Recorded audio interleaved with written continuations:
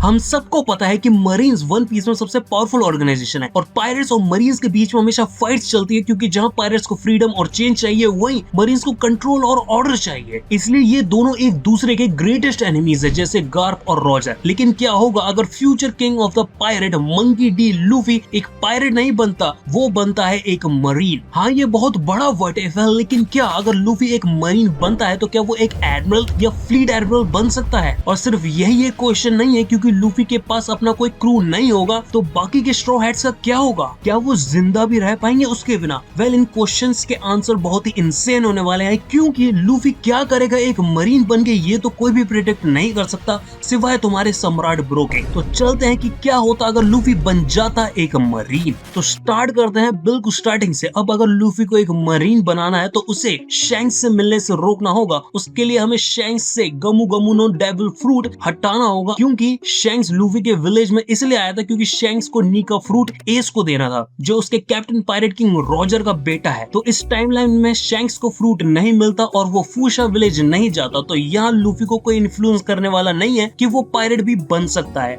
और वो भी पायरेट किंग। लेकिन इसका काफी डाउन साइड भी है लूफी के लिए, क्योंकि उसे वन पीस का सबसे स्ट्रॉन्गेस्ट डेविल फ्रूट मेरे हिसाब से नहीं मिलेगा। लेकिन कोई बात नहीं, यहाँ लूफी को मदद कर सकता है उसका ग्रैंडपा गार्प, और अपने बचपन में एस और साबो के साथ वो ट्रेनिंग तो करेगा ही। लेकिन जैसे ओरिजिनल स्टोरी पे एक सेलेस्टियल ड्रैगन के हाथों साबो मारा गया था, वैसे ही यहाँ भी वो निकल लेगा सेलेस्टियल ड्रैगन के हाथों। तो उसी वजह से लूफी के लिए पायरेट्स और मरीन्स तो नॉर्मल है, ना तो वो उनसे हेट करता है ना तो उनसे लव। लेकिन सेलेस्टियल ड्रैगन्स के लिए लूफी उनके बारे में काफी नेगेटिवली सोचता है। अब यहाँ पे ड्रैगन और लूफी की जर्नी काफी सिमिलर होने वाली है, क्योंकि जब लूफी इस फ्यूचर में सेलेस्टियल ड्रैगन्स का रियल फेस दिखेगा तो जो होने वाला है वो बहुत क्रेजी होगा। तो फाइनली हम आते हैं जब लूफी 17 साल का होता है। अब यहाँ लूफी की पावर्स बहुत डिफरेंट होगी, क्योंकि ओरिजिनल स्टोरी में लूफी के पास हाकी बिल्कुल नहीं थी और उसके पास थी सिर्फ उसकी डेविल फ्रूट पावर। लेकिन यहाँ स्टार्टिंग में लूफी की पावर्स हाकी में होगी, और वो भी काफी पावरफुल हाकी होगी। कोबी को जैसे गार्प ने डेली ट्रेन करा था, यहाँ पे वो लूफी को सेम तरीके से ट्रेन नहीं करता, क्योंकि लूफी को पसंद है फ्रीडम। तो गार्प ने बस कभी कभी आता था और हाकी की टेक्निक्स बता के चले जाता था। लेकिन यहाँ फिर भी लूफी थोड़ा ज्यादा पावरफुल होगा ओरिजिनल लूफी से, क्योंकि लूफी के पास बहुत बेसिक लेवल की आर्ममेंट और ऑब्जर्वेशन हाकी होगी, लेकिन कॉन्कर्स हाकी नहीं होगी और कोई एडवांस वर्जन की हाकी भी नहीं, क्योंकि हाकी एक ऐसी चीज है जिसे तुम बैटल में ही बैटर कर सकते हो, और लूफी ने अभी तक कोई भी मेजर बैटल्स नहीं लड़े हैं अपनी जिंदगी में।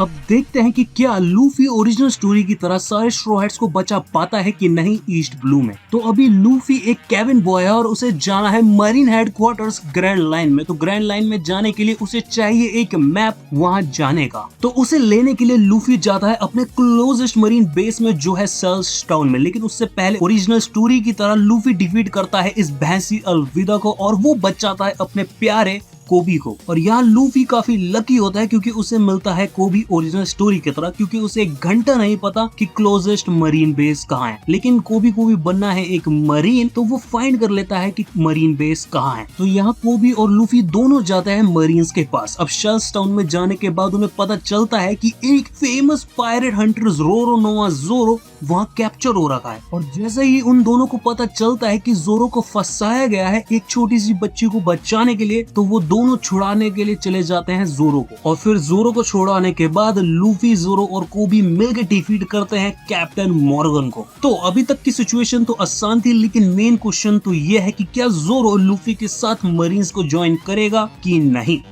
तो आंसर है उसका बहुत ही बड़ा यस, क्योंकि लूफी भले ही स्टार्टिंग में मरीन्स ही क्यों ना बना हुआ हो, लेकिन धीरे धीरे एवरीथिंग विल चेंज, क्योंकि यहाँ दो रीजन है इसके मेन, खुद लूफी और उसकी डेस्टिनी। तो यहाँ यस, जोरो ज्वाइन कर रहा है मरीन्स को लूफी की वजह से। अब जैसे लूफी पायरेट वर्ल्ड में ऊपर जा रहा था, क्लाइम कर रहा था, वैसे ही लूफी मरीन्स में भी रैंक्स में अपनी क्लाइम करेगा। अब यहाँ पे लूफी पे कोई इंक्वायरी नहीं होती, क्योंकि मरीन्स है ही इतने करप्ट अंदर से, और कुछ मरीन्स और कुछ वर्ल्ड गवर्नमेंट वाले ये चाहते हैं कि लोगों को पता ना चले कि एक मरीन कैप्टन इतना हरामी था। तो लूफी का लक ऐसे घूमता है कि उसे यहाँ पे बाहर निकालने की बजाय उसे प्रमोशन मिलता है, वो भी 2 रैंक से स्किप करके। तो यहाँ पे लूफी अभी तक था एक कैबिन बॉय, लेकिन अब वो बन जाता है first semen rank marine. Semen grow up हो जा सम्राट।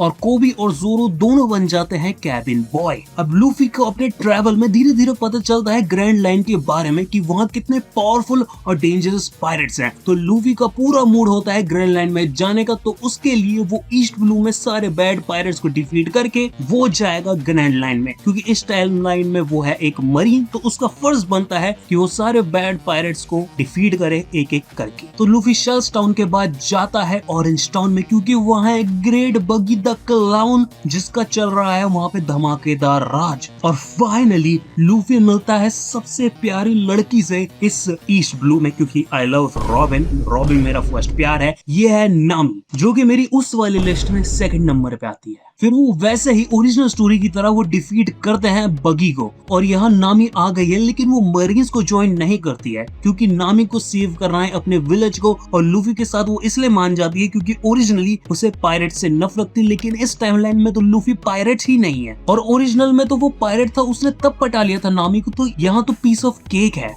नामी को मनाना। और इसी बीच में मैं बता दूं कि कोबी नहीं आता ऑरेंज टाउन में, क्योंकि वो खुद कहता है कि वो बहुत वीक है और वो ट्रेनिंग करेगा पहले मरीन बेस में। तो यहाँ कोबी के लिए ये ऑलमोस्ट सेम स्टोरी है जैसी ओरिजिनल में थी। तो कोबी गार्ड के अंडर आएगा और उसका स्टूडेंट बन जाएगा, और 2-3 साल में वो मॉन्स्टर बन जाएगा, जो कि हम अभी देख रहे हैं। अब लूफी ने एक और पायरेट को हराया है, तो उसे मिलता है प्रमोशन, और वो भी 2 रैंक फिर से ऊपर, और वो बन जाता है एक चीफ पैटी ऑफिसर। अब लूफी को 2 चीजें बहुत पसंद है, एक उसके दोस्त और दूसरा खाना। तो लूफी को जब पता चलता है कि ओशन के बीचों बीच एक रेस्टोरेंट में बहुत ही स्वादिष्ट खाना मिलता है, तो वो पहुंच जाता है बराटिए में। बट फर्स्ट पहले मैं एक बात बता दूं, अब लूफी भले ही एक मरीन हो, लेकिन यहाँ उसका कैरेक्टर बिल्कुल भी चेंज नहीं हुआ है। वो वही फ्रीडम लविंग और लोगों को अपनी साइड लाने वाला कैरेक्टर है। तो लूफी जाता है और सांजी को भी कन्विंस कर लेता है कि वो लूफी के साथ आ जाए। अब सांजी के चांस थोड़े कम होते हैं लूफी को ज्वाइन करने के लिए, लेकिन ये कॉन्डम साला इतना अमेजिंग है कि वो सांजी को भी मना लेता है। और फिर हमें देखने के लिए मिलती है ईस्ट ब्लू की सबसे अमेजिंग फाइट, जोरो वर्सेस मीहॉक। अब इसे फाइट कहना तो बेकार होगा क्योंकि ये एक तरफा धुलाई थी, क्योंकि जो ओरिजिनल में हुआ वो यही होगा। जोरो एक बटर नाइफ से हार जाता है और मीहॉक जोरो को ऑलमोस्ट निकाल देता है, टपका देता है, मार डालता है। लेकिन जोरो की डिटर्मिनेशन देखने के बाद वो रिस्पेक्ट देता है जोरो को और उसे जाने देता है, और बोलता है कि फ्यूचर में अगर तेरे पास गूदा है तो आ जाइए दोबारा लड़ने। तो यहाँ पे लूफी की रैंक इंक्रीज होती है, क्योंकि यहाँ लूफी डिफीट करता है डॉन क्रीग और उसकी 5000 ग्रैंड फ्लीट आर्माडा को। वेल रियलिटी में उसकी फ्लीट को तो मीहॉक डिस्ट्रॉय करता है, लेकिन वर्ल्ड प्रोपोगेंडा दिखाना चाहती है कि एक मरीन ने ये खतरनाक काम किया है। तो इसी वजह से लूफी का प्रमोशन होता है एक चीफ पैटी ऑफिसर से इंक्रीज होके 4 रैंक्स ऊपर जाके लिeutenant बनना। Crazy crazy. लेकिन यहाँ सब कुछ बढ़िया नहीं है, क्योंकि एक बहुत ही बड़ी ट्रेजेडी होने वाली है, क्योंकि सांजी से पहले एक और खास स्ट्रॉ हैट मेंबर था जो ज्वाइन करता है इस क्रू को, और वो है उसाप। अब ओरिजिनल स्टोरी में लूफी को एक शिप की नीड थी, इसलिए वो जाता है सिर्फ विलेज में, क्योंकि वो टाउन फेमस था अमेजिंग शिप्स के लिए, और वहाँ लूफी को मिलती है गोइंग मैरी। तो यहाँ पे सिर्फ एक स्ट्रॉ हैट मेंबर नहीं, 2 स्ट्रॉ हैट्स मेंबर ज्वाइन नहीं कर रहे हैं। तो तुम कह रहे होगे सम्राट लूफी विलेज में नहीं जाएगा उसाप के एक शिप के लिए, लेकिन कोई और रीजन तो होगा। वेल उसका आंसर है नो, क्योंकि दुनिया को लगता है कि पायरेट कैप्टन कुरो तो ऑलरेडी डेड है उसके मास्टर प्लान की वजह से। तो यहाँ पे कोई रीजन ही नहीं बनता सिर्फ विलेज में जाने का लूफी जो एक मरीन है, क्योंकि वो विलेज एकदम पीसफुल है। तो इस टाइमलाइन में एक बटलर के द्वारा काया और उसाप मारे जाएंगे। तो इस टाइमलाइन में लूफी के लिए सबसे बड़ा लॉस होगा, और ट्रेजेडी ये है कि उसे इसके बारे में पता भी नहीं होगा। लेकिन कंटिन्यू करते हैं क्योंकि हमें वो करना होगा। तो नामी बताती है लूफी को कि कैसे उसके विलेज में, कोकोयाशी विलेज में एक पायरेट का राज है। तो लूफी बस यही सुनता है और पूरे रेडी होके उस विलेज में जाता है और बताता है कि कैसे एक मछली को पानी से निकाल के डुबा के मारते हैं। तो वो जाते हैं उसी आइकॉनिक वॉक में जिसमें उसाप नहीं है ट्रेजिकली। तो वो धोते हैं आर्लोंग को बिना पानी के, और उसके बाद नामी पूरी तरह से ज्वाइन कर लेती है मरीन्स को। लेकिन यहाँ पे एक काफी इंटरेस्टिंग ट्विस्ट, क्योंकि कोकोयाशी विलेज में लूफी का वेट कर रहा था गार्प, और वो देखता है कि लूफी अब पूरी तरह से रेडी है ग्रैंड लाइन में जाने के लिए। तो लूफी के मना करने के बाद भी गार्प जबरदस्ती लूफी को अपने साथ ले जाता है ग्रैंड लाइन। लेकिन साथ ही में गार्प लूफी को बताता है कि उसके आर्लोंग को डिफीट करने के बाद उसको मिला है एक और प्रमोशन जो सिर्फ एक रैंक बिलो है कैप्टन से। यहाँ बन जाता है लूफी कमांडर। अब लूफी एक कैप्टन इसलिए नहीं बनता क्योंकि उसे 30 मिलियन बैरीज की बाउंटी मिली थी आर्लोंग को डिफीट करने के बाद। और लूफी भले ही स्टार्टिंग में ज्यादा पावरफुल हो ओरिजिनल स्टोरी से, लेकिन धीरे धीरे दोनों टाइमलाइन के लूफी एक ही लेवल पे आ रहे हैं क्योंकि इस लूफी के पास कोई डेविल फ्रूट पावर नहीं है और हाकी को स्ट्रॉन्ग करने के लिए तुम्हें स्ट्रॉन्ग अपोनेंट से फाइट करनी होती है। लेकिन लूफी वर्सेस ईस्ट ब्लू के विलन्स, और ये वो लूफी है जिसके पास हाकी है तो वो इसके आगे कुछ नहीं है। तो फाइनली हम आ गए हैं पायरेट किंग के टाउन में और यहाँ लूफी की थिंकिंग स्टार्ट हो जाती है कि शायद उसे एक पायरेट बनना चाहिए था, एक मरीन नहीं, क्योंकि उसके मन में एक सोच आती है कि शायद उसे न्यू शिप बाय करनी चाहिए थी। लेकिन ऐसा क्यों होता है पता नहीं, शायद डेस्टिनी है। और यहाँ पे अब बाकी सारी चीजें सेम होती है। जोरो 2 नई स्वॉर्ड्स बाय करता है, लूफी स्मोकर से मिलता है लेकिन फाइट नहीं होती तो ड्रैगन अपने आप को नहीं दिखाता। लेकिन यहाँ पे लूफी अभी भी देखता है रॉजर के एक्सिक्यूशन प्लेटफॉर्म को और फिर से मन में उसके आता है क्या मैं मरीन बन के गलती कर रहा हूँ। अब यहाँ पे लूफी गार्प के साथ है तो उसे रिवर्स माउंटेन पे चढ़ने की जरूरत नहीं है क्योंकि मरीन्स के पास टेक्नोलॉजी है काम बेल्ट से जाने की। लेकिन लूफी को तो जाना है रिवर्स माउंटेन से ही। अब सारे स्ट्रॉ हैट फिर से अपने ड्रीम के बारे में अनाउंस करते हैं, लेकिन उsopp तो यहाँ नहीं है सैडली, और किसी रीजन की वजह से लूफी भी अपना ड्रीम अनाउंस नहीं करता। तो यहाँ लूफी मिलता है जाइंट वेल लबून से और उसके अंदर डॉक्टर क्रोकस से। अब गार्प तो क्रोकस को जानता है और दोनों के बीच में बात भी चलती है जहाँ क्रोकस बोलता है कि ये गार्प की एक मिस्टेक है जो उसने लूफी को एक मरीन बनाया। वो एक पायरेट बहुत ही बढ़िया बनता है लेकिन इससे ज्यादा बात नहीं होती। लेकिन जैसे ही ब्रोक वर्क से वहाँ 2 एजेंट्स आते हैं, मिस वेडनेसडे और मिस्टर 8, तभी वहाँ पे गार्प को पता लग जाता है कि मिस वेडनेसडे तो एलाबास्टा की प्रिंसेस वीवी है। और जैसे ही गार्प को पता चलता है कि एलाबास्टा में क्या हो रहा है, वो तुरंत लूफी को ऑर्डर देता है कि वो एलाबास्टा जाके मैटर को ठीक करे। अब लूफी तो डायरेक्ट एलाबास्टा जा रहा था, लेकिन किस्मत ही ऐसी है कि नामी बीमार पड़ जाती है और उन्हें ड्रम आइलैंड में जाना पड़ता है क्योंकि वो आइलैंड डॉक्टर से भरा हुआ है। अब वहाँ वही होता है जो ओरिजिनल स्टोरी में हुआ था, लूफी वॉपल को डिफीट करता है और चॉपर को अपनी साइड में करता है, लेकिन किसी वजह से लूफी चॉपर को मरीन्स में इंक्लूड नहीं करता। अब ऐसा इसलिए है क्योंकि वॉपल था किंग ड्रम आइलैंड का, तो ऐसे मरीन लूफी वॉपल को नहीं मार सकता था, लेकिन वो फिर भी ये करता है। तो यहाँ लूफी ऑलरेडी सोचने लगता है कि शायद मरीन्स में रहना इतना अमेजिंग नहीं है। तो अब जैसे ओरिजिनल स्टोरी में हुआ था वैसे ही यहाँ भी होगा। एस आता है लूफी और उसके क्रू से मिलता है और डिस्ट्रॉय करके चले जाता है इतनी सारी शिप्स, लेकिन फिर यहाँ लूफी कुछ नहीं कर पाता क्योंकि क्रोकोडाइल है एक वॉरलॉर्ड। बल्कि वो यहाँ हाकी भी जानता है तो वो क्रोकोडाइल को डिफीट भी कर सकता है आसानी से, लेकिन लूफी को एक लेवल तक रुकना पड़ता है जब तक वॉर स्टार्ट नहीं हो जाती। फिर क्या ओरिजिनल स्टोरी की तरह लूफी क्रोकोडाइल को डिफीट करता है और रॉबिन मेरी जान को बचा लेता है। और अब यहाँ पे रॉबिन लूफी का ट्रू नेचर देखती है और वो पिघल जाती है और वो ज्वाइन कर लेती है लूफी के कोट अनकोट क्रू को। लेकिन अब यहाँ पे रॉबिन भी ज्यादा यूज करना चाहती है इस क्रू का क्योंकि ये एक है मरीन ग्रुप। लेकिन सबसे अमेजिंग बात ये है कि लूफी की बाउंटी 100 मिलियन बैरीज हो जाती है जब वो डिफीट कर देता है क्रोकोडाइल को। और क्रॉस गिल्ड जो मरीन्स पे बाउंटी लगाती है तो वो एक कैप्टन की बाउंटी भी 100 मिलियन रखती है। तो यस जी हाँ, लूफी फाइनली एक कैप्टन बन जाता है मरीन्स में। अब ओरिजिनल स्टोरी में स्मोकर को क्रोकोडाइल को डिफीट करने का क्रेडिट मिला था, हालांकि वो काम करा था स्ट्रॉ हैट लूफी ने। लेकिन यहाँ पे तो लूफी एक मरीन है तो इसका क्रेडिट सही जगह पे जाता है और इसी वजह से उसे मिल जाता है एक प्रमोशन।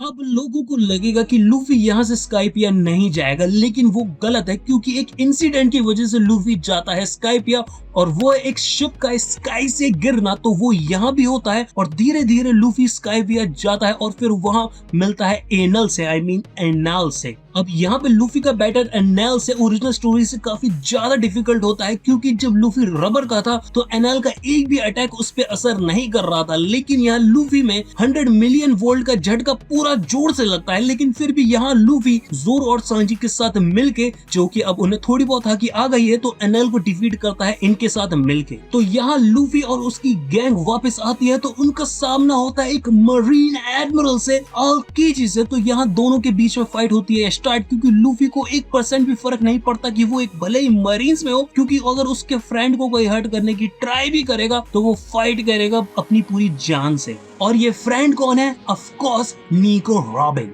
लेकिन रिजल्ट यहाँ पे सेम ही होता है। आगे डिफीट कर देता है सबको और एंड में लूफी और रॉबिन को वो जाने देता है, लेकिन यहाँ लूफी मरीन से निकाल दिया जाता है क्योंकि उसने रॉबिन को सेव करने की ट्राई करी है। अब यहाँ से स्टोरी ऑलमोस्ट सेम है। CP9 रॉबिन को किडनैप करते हैं और आइसबर्ग का मर्डर का चार्ज वो ब्लेम डालते हैं लूफी और उसके क्रू पे। फिर रॉबिन को वो सेव करने के लिए एनिस लॉबी जाते हैं जहां लूफी का गियर 2 और गियर 3 नहीं निकलता, ऑफ कोर्स क्योंकि उसके पास फ्रूट ही नहीं है। लेकिन वहां वो अनलॉक करता है एडवांस ऑब्जर्वेशन हाकी और जोरो और सांजी भी अनलॉक कर लेते हैं बेसिक लेवल की आर्मामेंट और ऑब्जर्वेशन हाकी। लेकिन इन सब के हाकी बहुत ही वीक है। फिर वो नेक्स्ट जाते हैं थ्रिलर बार्क पे जहां वो रिक्रूट करते हैं म्यूजिशियन ब्रुक सामा को और जन्म होता है एक न्यू पायरेट क्रू का जिसका नाम है सम्राट पायरेट्स। नहीं, वो नहीं है। ओके, लेकिन पहले ही मैं बता दूं, जो मेरा क्रू है सम्राट पायरेट्स का, उसमें बहुत ही कम मेंबर्स है जो कि बिल्कुल भी सही नहीं है। तो क्यों ना तुम उस सब्सक्राइब बटन को दबा के इस क्रू को ज्वाइन करो और कर दो मेरी बाउंटी 100,000 बेरीज। और साथ ही में कमेंट्स में मुझे बताओ अगर इस क्रू का नाम स्ट्रॉ हैट पायरेट्स नहीं है तो क्या होगा, और जिसका कमेंट सबसे अमेजिंग होगा वो उसका कमेंट हो जाएगा पिंड। और अब ये पायरेट क्रू जब नेक्स्ट जगह जाता है तो लूफी और बाकी सारे सेपरेट हो जाते हैं क्योंकि लूफी ने हिट करा है एक सेलेस्टियल ड्रैगन को और उसी वजह से वो रेली से भी मिलता है। फिर लूफी बो हैंकॉक को अपनी बंदी बनाता है, फिर वो इम्पेल डाउन में जाता है और फिर लूफी प्रिजनर्स के साथ अटैक करता है मरीन फोर्ड में एस को सेव करने के लिए, लेकिन लूफी एस को सेव नहीं कर पाता। फिर शैंक्स आता है मरीन फोर्ड वॉर को स्टॉप करने के लिए, लेकिन उसके लिए ये वॉर उससे भी बड़ी हो जाती है जब वो लूफी को देखता है क्योंकि फाइनली उसे एक वर्दी बंदा मिल गया जिसे वो गमू गमू नोमी दे सकता है। तो यहाँ शैंक्स लूफी को फ्रूट देता है और फिर लूफी जाता है रेली के पास 2 साल की ट्रेनिंग के लिए और 2 साल बाद ओरिजिनल स्टोरी में लूफी के पास जो एबिलिटीज होती है इस टाइमलाइन में उसके पास एक ज्यादा है क्योंकि उसके पास एक गियर 2, 3 और 4 साथ ही में बेसिक लेवल की हाकी प्लस एडवांस लेवल की ऑब्जर्वेशन हाकी। लेकिन ब्रो लूफी का एक बहुत ही बड़ा लॉस हुआ है मरीन बनने से क्योंकि उसने खोया है अपने बेस्ट फ्रेंड उसाब को। अब तुम शायद सोच रहे होंगे कि वो ड्रेस रोजा में नहीं बच पाएंगे, लेकिन लूफी के पास है एडवांस लेवल की ऑब्जर्वेशन हाकी तो यहाँ पे उस चीज की चिंता नहीं है। अब स्टोरी ऑलमोस्ट सेम जाएगी, लेकिन वन पीस के एंड में क्या होता है उसाब की ना होने की वजह से वो तो किसी को नहीं पता कि क्या होगा क्योंकि उसाब का काफी सही इन्फ्लुएंस है स्ट्रॉ हैट पायरेट्स के लिए। वेल इस टाइमलाइन में तो स्ट्रॉ हैट पायरेट्स ये कहलाते ही नहीं है। और एंड में मैं जाते जाते ये थैंक यू कहना चाहता हूँ AG फ्लेक्सी 12 को इस चैनल का मेंबर बनने के लिए। लेकिन यहाँ पे लूफी एक हाकी मॉन्स्टर होता अगर वो मरीन बनता, लेकिन अगर हम हाकी की बात ही कर रहे हैं तो क्यों ना हम पता करें कि top 20 strongest Haki users One Piece में ऑफ ऑल टाइम कौन है। और अगर तुम्हें वो जानना है तो यहाँ क्लिक करो।